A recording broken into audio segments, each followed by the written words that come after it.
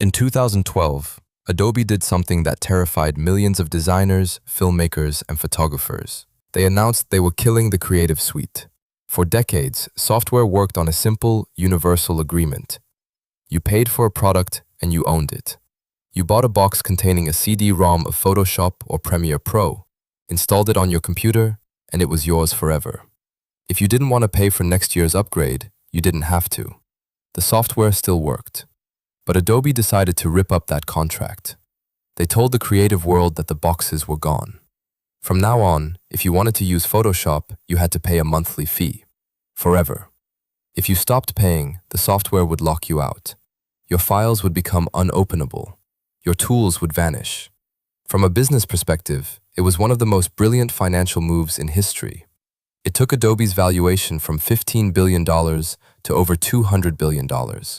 But from a consumer perspective, it felt like a trap.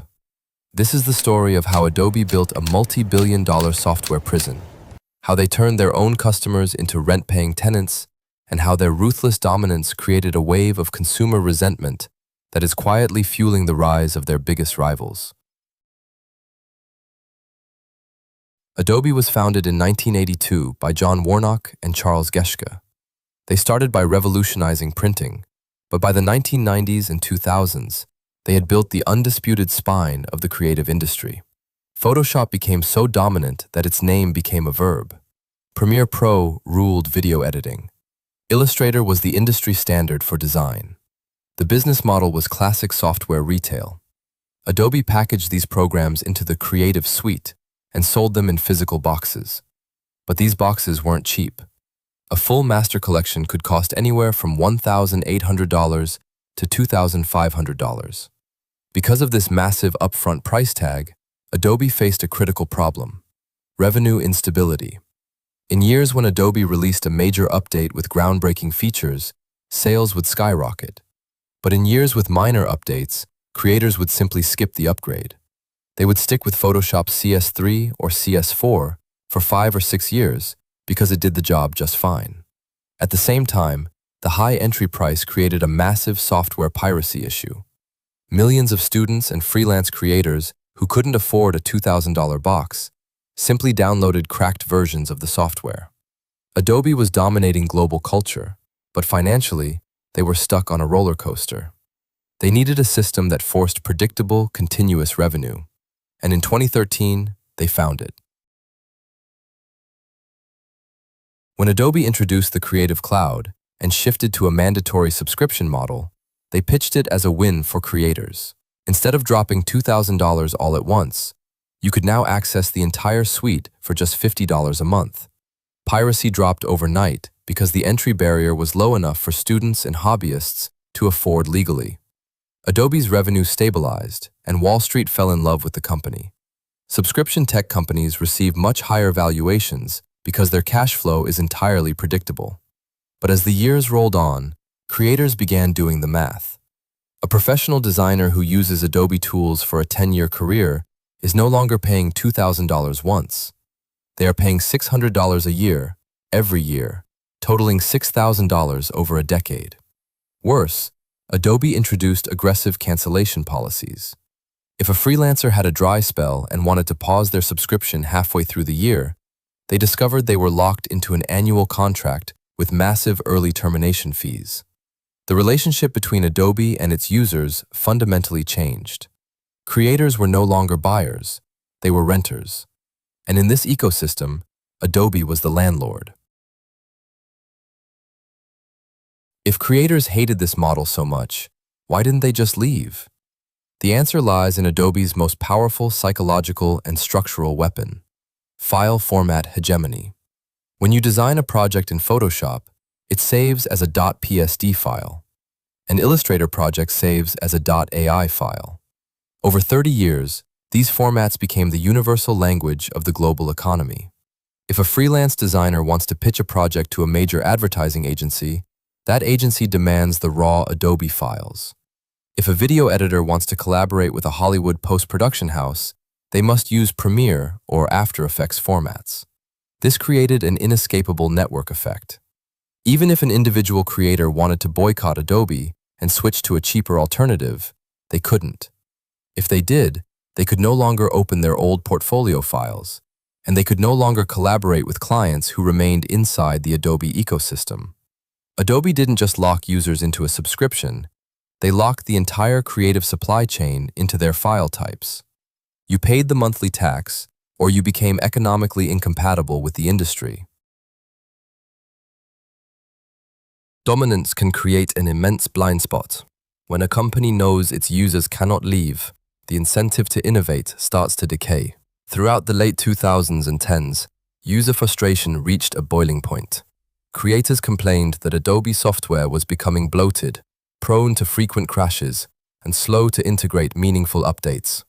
Instead of building revolutionary tools, Adobe seemed focused on minor tweaks while steadily raising subscription prices. The company began operating from a position of sheer corporate complacency.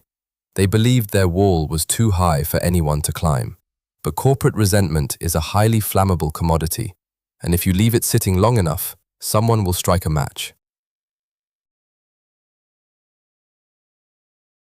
While Adobe was busy optimizing its subscription funnels, the ground beneath them began to shift. New competitors emerged, built entirely on the premise of anti-Adobe sentiment.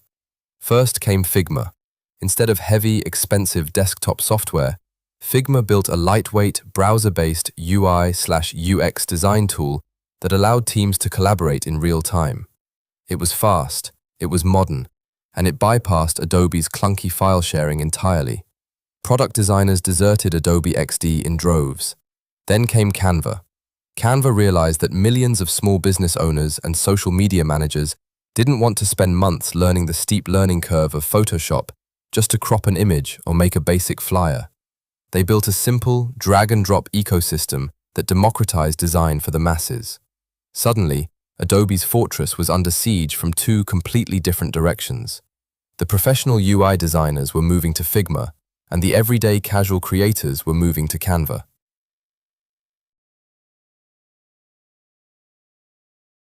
In September 2022, Adobe panicked.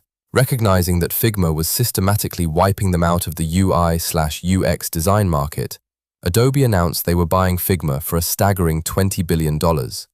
It was an astronomical price tag, representing roughly 50 times Figma's annual revenue.